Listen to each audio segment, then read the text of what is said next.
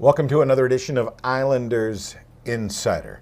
We come to you from the locker room once again here on the campus of Texas A&M University Corpus Christi, as we're going to talk some Islander men's basketball with head coach Willis Wilson and some Islander baseball with head coach Scott Malone. All that coming up, as well as a great feature on Islander wellness in our Christus Bond Health System feature segment. Right now, let's talk some men's basketball, though, with the head coach, Willis Wilson. How are you doing? I'm doing well. How are you? Really amazing. You know, the season has now come to a close. You know, and what a season it was. One of the most memorable of all times, going 24-12, putting together the most successful postseason run in Islander history. It wasn't easy. You know, with success comes a couple stumbles along the way. But, you know, when you look back at it, what makes this season ultimately so gratifying? A lot of things. And the most obvious thing to say would be wins. But the truth of the matter is, for me, it's just the level of perseverance and kind of where we started mid-season going into conference play. We were really behind the eight ball, and to be able to get on a roll, winning 9 in a row, and then getting on a roll even after that. Once that streak was broken, we didn't lose momentum. We were able to pick back up and to play for a couple of championships this year, the conference championship, and then turn around and play in the CIT championship. It was just an amazing feeling. There was a lot of hard work and a lot of sacrifice that was involved, but I was really impressed with our guys' ability to make the transition, losing a heartbreaking game in overtime in the conference championship, and then turn around and get on a roll in the CIT was just really, really something special. There's no doubt. And you talk about the CIT. Now, there are only 4 teams that ultimately finish the season with a win. You were this close, and I mean this close.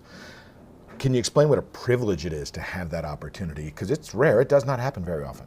It is one of the more unique things that you can experience as a basketball coach. The fact that our season ended on March 31st. At that point, there were only 6 teams left.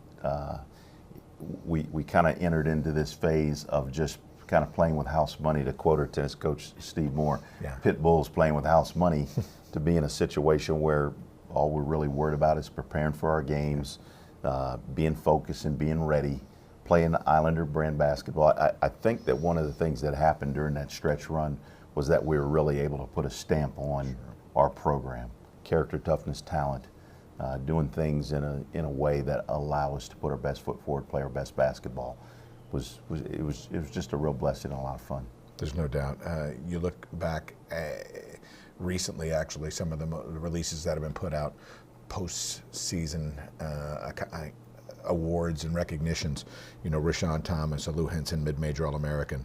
Ehab Amin, Lefty Drizel, defensive All-American team. You know, Jake Coher, his academic prowess, you know, getting recognitions in the Southland Conference as well. I mean, you got a lot of guys step up and do some really special things.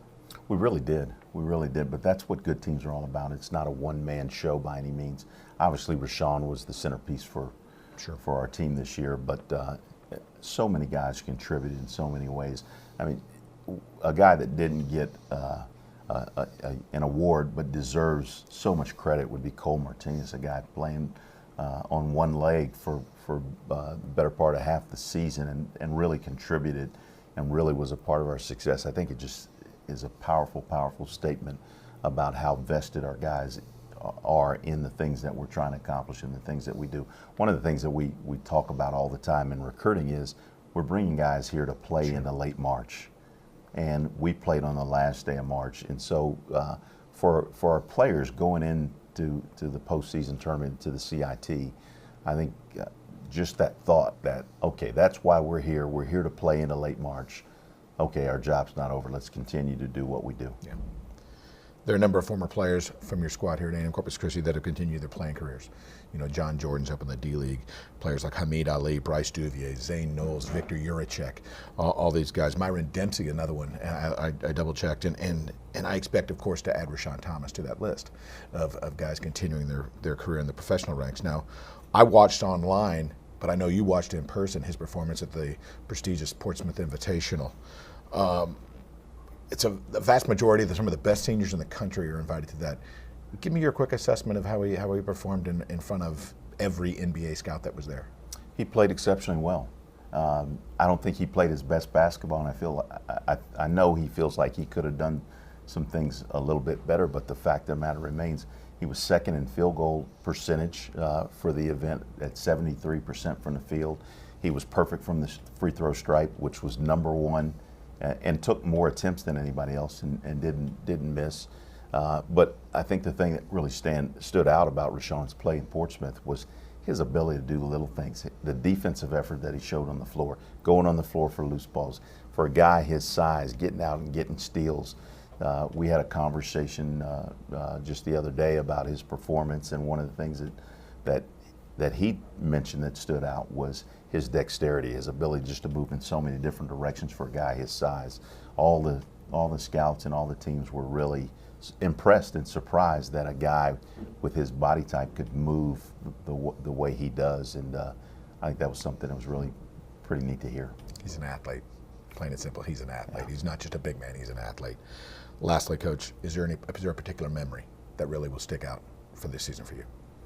Oh, it's hard to pick any one moment, but the most recent and most prevalent in my mind would be the championship game played here on our campus in the Dugan Wellness Center, standing room only crowd, in what was a terrific college basketball game. And the other reason that game stands out, it was a nationally televised game.